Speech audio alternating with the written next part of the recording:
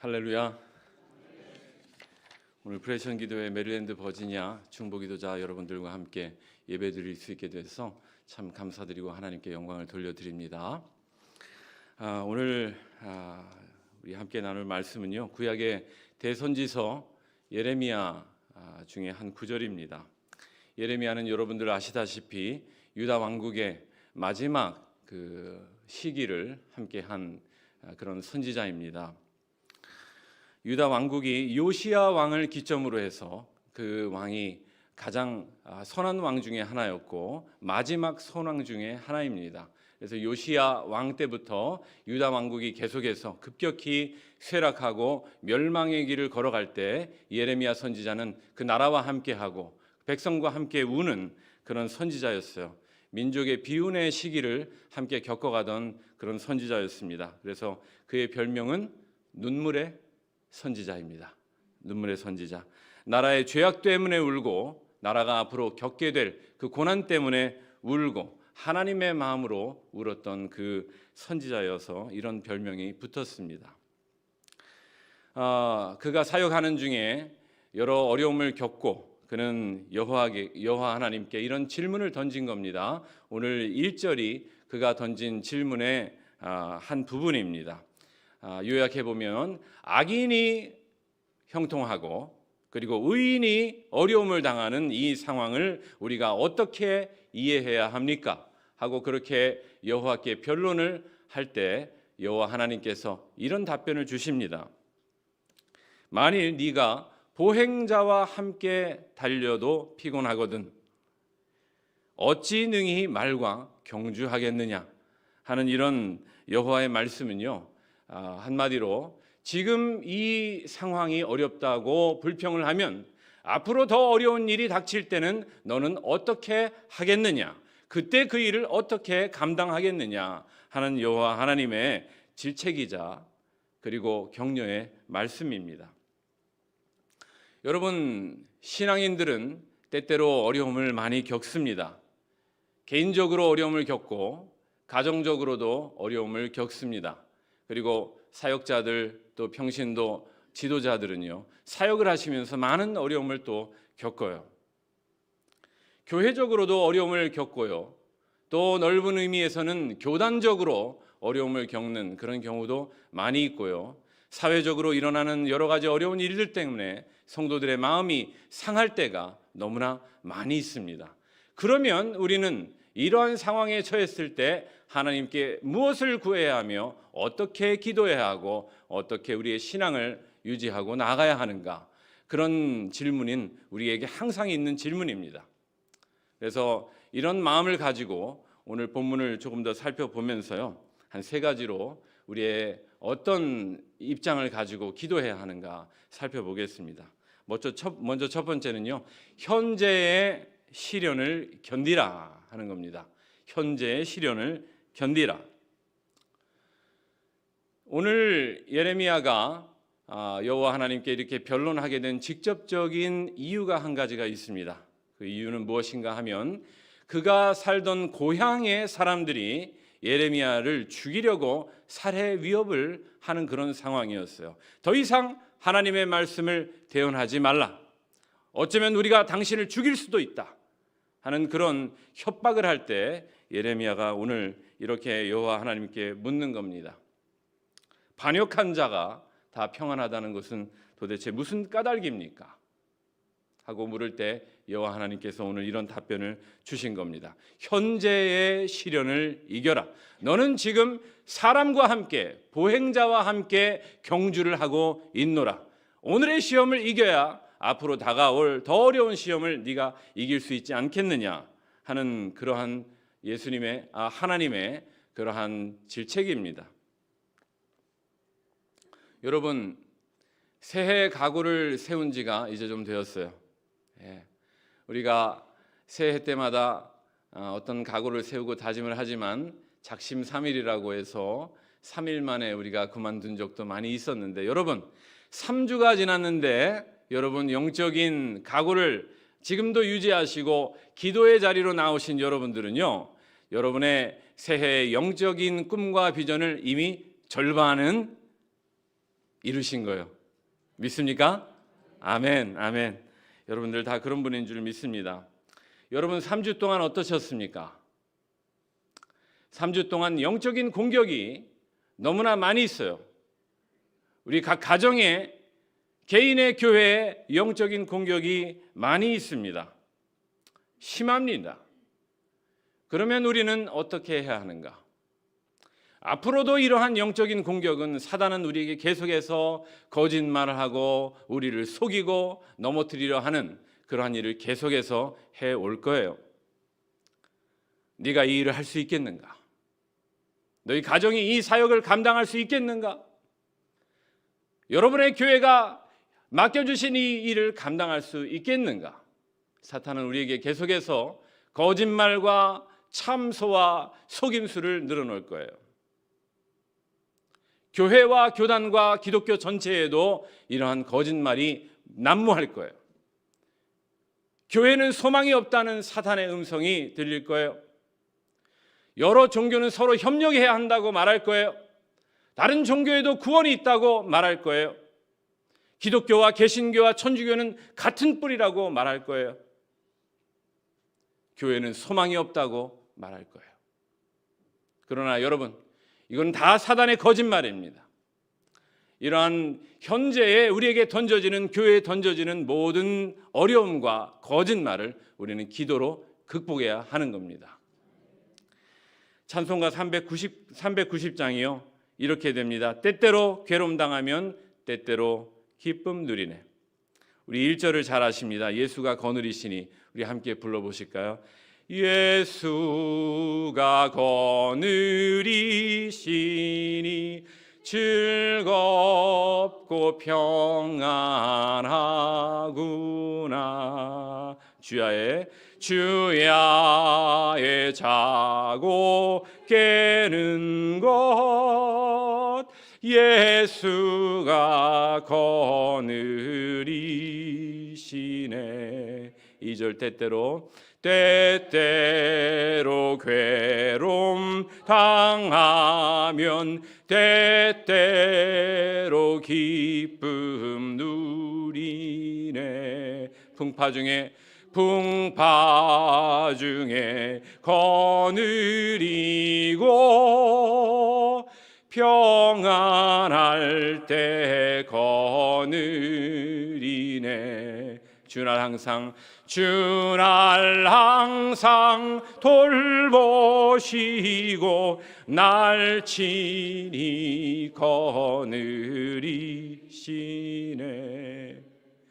주날 항상 돌보시고 날 친히 거느리시네. 아멘, 아멘. 우리 주님께서 우리의 좋을 때뿐 아니라 즐거울 때뿐 아니라 어려울 때도 풍파 중에도 주님께서 우리와 함께 하시는 줄을 믿습니다. 야고보서 1장 2절부터 4절까지 우리 함께 봉독하시겠습니다. 내 형제들아 너희가 여러 가지 시험을 당하거든 온전히 기쁘게 여기라. 이는 너희 믿음의 시련이 인내를 만들어내는 줄 너희가 알미라. 인내를 온전히 이루라. 이는 너희로 온전하고 구비하여 조금도 부족함이 없게 하려 함이라. 아멘, 아멘. 여러분, 성도는요 우리에게 닥치는 이 어려움들을 믿음의 시련으로 여겨야 돼요. 믿음의 시련, 이 무슨 말씀인가 하면은요, 내게 왜 이런 일이 닥치는가, 왜 하필 이때 겹겹이 이런 어려움이 있는가, 그렇게 생각하실 것이 아니라, 나의 믿음을 시험하는 그런 순간이구나, 내가 이 시련을 이겨야 내가 믿음이 더 성장하겠구나 하는 이런 마음을 가지셔야 돼요. 그래야 우리는 장차 어떤 일이 닥쳐오더라도 말과 함께 경주할 수 있는 기도자가 되는 거예요. 아멘, 아멘. 우리 주님께서 선지자에게 하신 이 말씀, 군대에서 여러분 뺑뺑이 돈다 그러잖아요. 뺑뺑이. 교관이 이 연병장을 막 돌게 시켜요. 그때는 이 교관이 너무나 얄미웠는데요, 나중에 생각해 보면요 교관이 굉장히 잘한 거예요. 체력도 늘어나고 그리고 군기도 바짝 드는 거예요. 여러분, 신앙의 연단임을 깨닫고 어려움이 믿음의 시련임을 깨닫고 우리 견뎌내십시다. 오늘 기도를 사모하여 이 자리에 오신 여러분들, 우리가 든든히 서야 우리가 기도할 수 있어요. 중보기도자이지만 내가 먼저 서지 않고는 중보기도를 할 수가 없어요. 그러므로 이 모든 현재의 시련을 기도로 이겨내시는 여러분들 되시기를 바랍니다. 두 번째, 우리는 이런 시련이 덮칠 때 어떻게 하는가? 경계를 늦추지 말아야 합니다. 악한 사단은 우리를 까부르려고 합니다. 경계를 늦추지 말아야 돼요. 우리가 읽은 5절 하반절에는 이런 구절이 있어요. 네가 평안한 땅에서는 무사하려니와 요단 강물이 넘칠 때에는 어찌하려느냐. 그러니까 여러분, 마른 강물, 마른 땅을 걸어가는 데는 문제가 없지만 그 요단강이 어쩔 때는 범람해요. 북쪽에, 이 갈릴리 북쪽에 큰 높은 산이 있어서요, 거기에 있는 눈이 녹는 그 계절이 되면 요단강이 범람하는 계절이 옵니다. 그때 너희들은 강을 어떻게 건너겠는가 하는 여호와 하나님의 또 질책이죠. 선지자가 지금은 이만한 일로 낙심을 하고 있지만은요, 앞으로 그가 당할 일은 더 큰 고난이었어요. 장차 그는 거짓 선지자들과 함께 그들과 목숨을 걸고 싸워야 될 때가 옵니다. 그들은 고관들을 등에 업고서 예레미야 선지자를 잡고 그리고 진창에 가둬둬요. 진창에 가둬둬요. 구덩이를 파고. 그리고 거기서 간신히 살아남으면 바벨론 군대가 와서 예레미야 선지자를 포로로 잡아가다가 거기서 살아나면 유대인들이, 동족들이 그를 데리고 애굽으로 또 끌려가고, 그리고 그가 겪는 그런 어려움들은 개인적인 어려움뿐만이 아니에요. 나라가 완전히 망하고 사람들이 포로로 끌려가고 유다의 왕이 눈이 뽑히는 그런 수모를 겪는 그런 일을 겪을 때 너는 어떻게 할 것이냐? 너는 마음을 놓지 말고 경계를 늦추지 말라. 설령 오늘 내가 웃고 내일을 견딘다 하더라도 그래도 경계를 늦추지 말고 하나님 앞에 계속해서 기도하라는 거예요. 오늘 우리가 이렇게 깨어 있을 때예요. 세계는 참 어려운 소식들이 많이 들려오고 있어요. 우리 중보 기도자들이 이때 우리가 굳건히 서서 경계를 늦추지 말고 기도를 해야 합니다. 예수님께서 베드로에게 말했습니다. 시몬아 시몬아, 보라, 사탄이 너를 밀가부르듯 하느라고 내 앞에 있노라. 그러나 내가 네 믿음이 떨어지지 않기를 위해서 기도하노라. 예수님께서 우리를 붙들어 주시고 기도해 주시는 줄로 믿습니다. 아멘. 오늘 이 예레미야가 이토록 어려운 일을 당하지만 결국에는 나라가 망할 거예요. 그러나 그 나라가 망하는 데서 끝이 아니에요. 여호와 하나님은 계획하신 대로 70년 만에 포로들을 바사에서 다시 올리시고, 그리고 결국에는 성전과 성벽을 세우게 하시는데, 이 예레미야 선지자 때부터 약 150년 후의 일입니다. 총독 느헤미야를 중심으로 성벽을 세우는 그런 위대한 일이 진행이 돼요. 그런데 이 성벽이 절반쯤 지어졌을 때 이때 다시 적의 공격이 시작이 됩니다. 이전에는 이런 벽마저 없었는데 이제 어느 정도 올라갔으면 마음을 놓을만 하잖아요. 그러나 느헤미야는 백성들을 다시금 경책합니다. 그래서 한 손에는 병기를 잡고 한 손으로는 일을 하고, 절반은 일을 하고 절반은 파수를 쓰는 그런 경계를 늦추지 않으면서 결국에는 성벽을 끝까지 올리는 거예요. 여러분, 성도는 오늘 이 일을 하는 거예요. 악한 사단은 우는 사자와 같이 성도들을 찾아 나서고 사나운 이리같이 우리 성도들을 잡아가려고 하고 있어요. 여러분, 각 섬기는 교회가 있으시잖아요. 느헤미야가 백성들과 함께 성벽을 지을 때 구간을 나눠서 지은 것 여러분들 아시죠?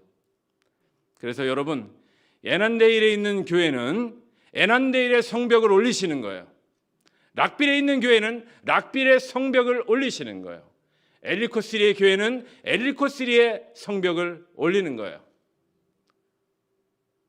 또 어디요? 또 어디? 우리 교회 말 안 했다 하시는 센터빌은 센터빌의 성벽을 올리시는 거예요. 아멘. 어디요? 저먼타운. 저먼타운도 성벽을 올리고 그리고 성문을 올리시는 거예요. 경계를 늦추지 않고. 아멘. 아멘. 그리고 마지막으로 이렇게 성도가 어려움을 당하고 이 나라에 어려운 소식들이 들려올 때 우리는 어떻게 해야 하는가? 하나님의 공의에 의지해야 합니다.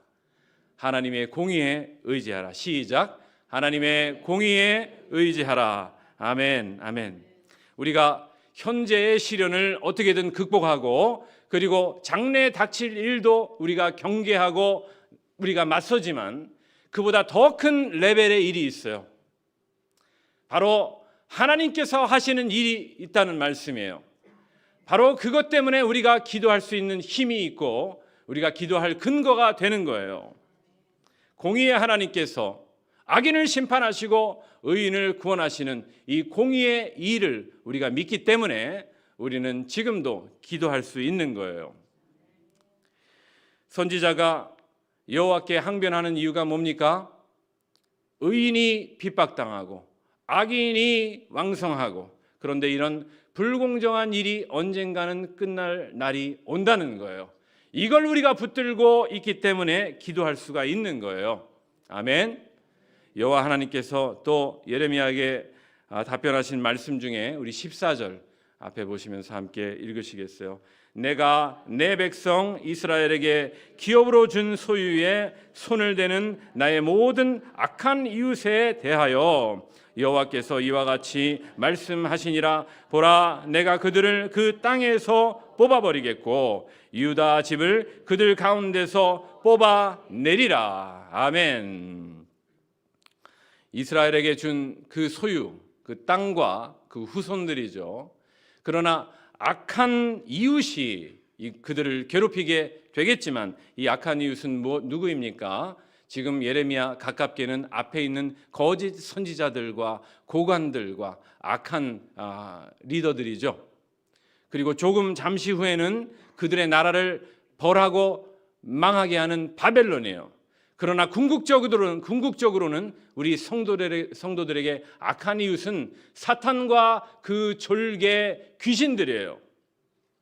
내가 그들을 벌하고 내 백성들을 그들 가운데 두지 않고 구출하리라. 여호와 하나님께서 약속하신 공의의 심판과 공의의 구원입니다. 아멘. 아멘. 15절도 함께 읽으시겠습니다. 내가 그들을 뽑아낸 후에 내가 돌이켜 그들을 불쌍히 여겨서 각 사람을 그들의 기업으로 각 사람을 그 땅으로 다시 인도하리라. 아멘. 아멘. 그래서 이 적국에 사로잡혀간 포로를 다시금 예루살렘으로 인도하시고 그들로 하여금 다시금 나라를 세우시게 하는 그런 하나님의 뜻이에요. 이 공의의 심판과 공의의 구원에 기초한 우리의 기도, 하나님 앞에 힘을 계속해서 내야 될 줄로 믿습니다. 왜냐하면 결국에 망하게 될 유다 왕국, 그게 끝이 아니기 때문에요. 70년 만에 그들이 돌아오고 잠시 하나님의 말씀이 그쳐진 것 같지만 결국 예수님께서 이 땅에 오셔서 이스라엘을 회복할 뿐만이 아니라 만민을 구원하시기로 작정하신 하나님의 뜻이 이루어질 것이기 때문에요.